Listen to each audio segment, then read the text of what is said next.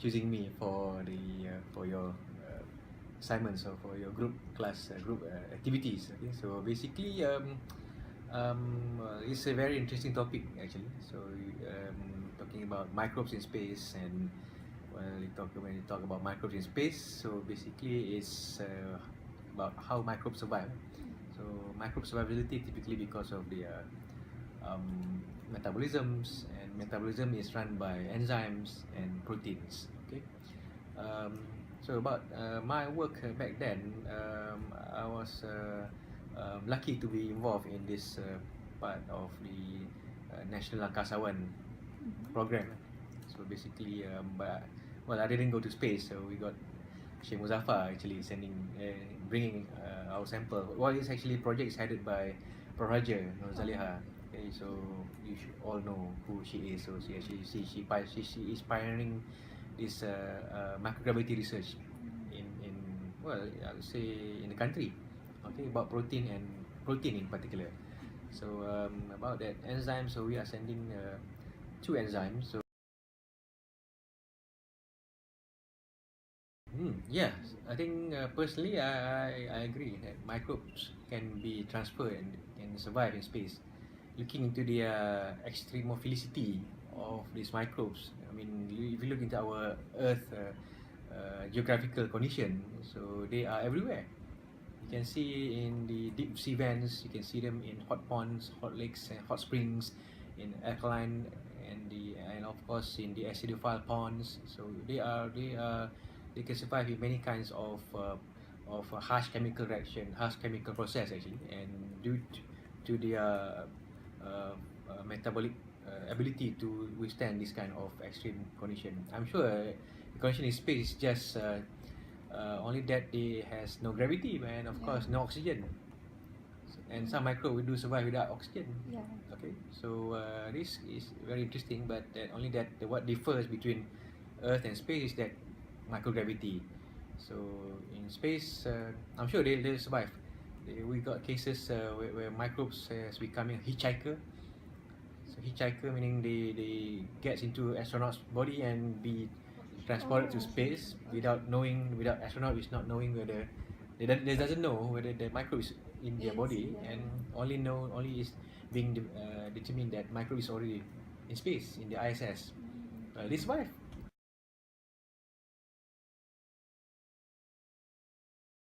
Firstly, maybe I'll talk about the metabolism and the proteins there. So I think the enzymes in the microbes can behave and can operate their metabolism so that they can run and they can easily tolerate it's all about the proteins and the enzymes. So typically these enzymes is the workhorse of that particular cell, so that they can survive this extreme condition. So and that itself can give them the survivability rate. But other than that, this microbe they tend to give some provide some other adaptational properties, meaning that they surprisingly to some of the gram-negative organism like Pseudomonas, for example, they are able to produce this kind of bifilm.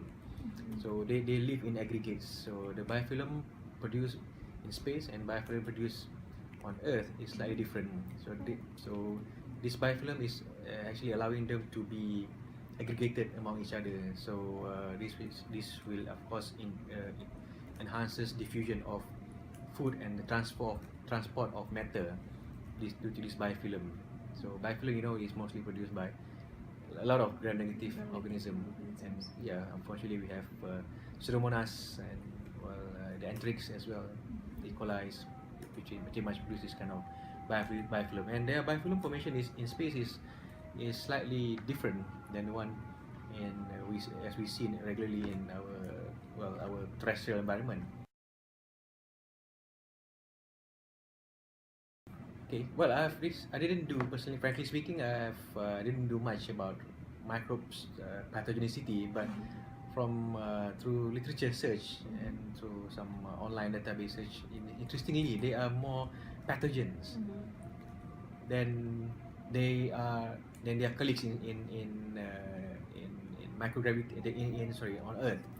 The level of pathogenicity has increased. So pathogenicity, you are talking about toxins and endotoxin produced by this kind of organism, mostly gram-negative. I'm still back to the gram-negative because a lot of study being done mostly focuses on gram-negative organism, Anthrax, E. coli, and Pseudomonas. Okay, this is contributed by their biofilm. This biofilm has allowed them to easily produce more of this toxin, and those unfortunate will be infected actually. But it is not done to man actually. It is actually a research study done to mice. So mice, when they injected this microbe in space, they succumb faster, they die faster, they were affected much faster than mice being treated on Earth. Same microbes. So yeah, very interesting. So can think about now, it's like thinking twice, carrying microbe to space.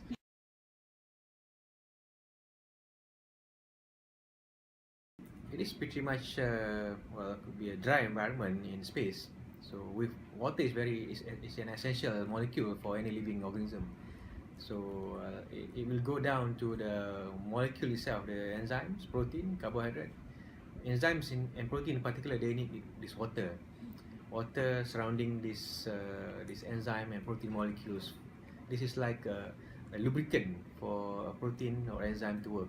Without this, they are pretty much dry, and without this lubricant actually helps the protein to move and helps the enzyme to perform catalysis. So this is what we call essential water molecules coating the enzyme surface.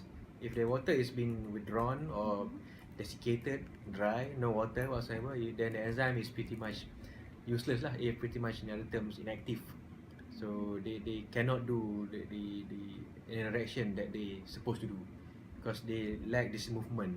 So water is very much served as a lubricant for the enzymes or proteins. Okay. But I'm not really sure about carbohydrate actually. So yeah, but I think most of these carbohydrates material, polysaccharide, glycans, they will attract some water as well. But to what extent water desiccation will influence carbohydrate material, that I'm not really sure actually. So yeah, but talking about proteins and enzymes, yes, water is very important.